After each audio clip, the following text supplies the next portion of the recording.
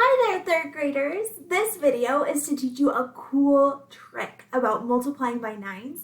I think that you will really like it, and I hope that it helps you with those 9 facts. When I take 9, the product of 9 and any number, this works. You just have to have 9 as the first factor. So I know that I can take any number times 9 and figure it out with my fingers.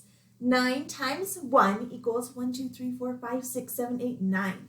9 times 1 equals 9. 9 times 2, watch, I'm putting down my second finger. Now I have 1 on this hand, and 1, 2, 3, 4, 5, 6, 7, 8. 18.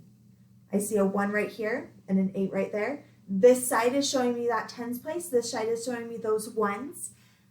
1 times 9 is 9. 2 times 9 is 18.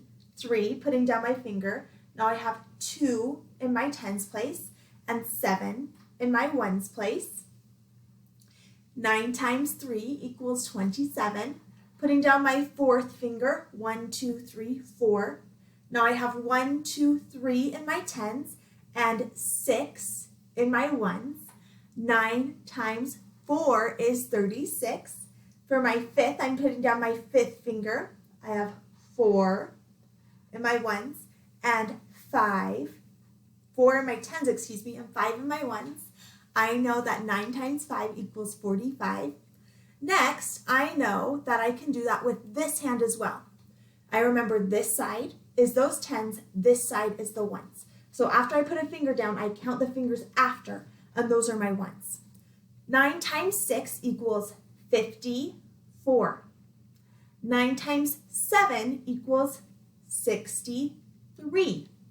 9 times 8 equals 72. 9 times 9 equals 81. 9 times 10 equals 90. So that is a really cool trick that you can do with your fingers to help you solve.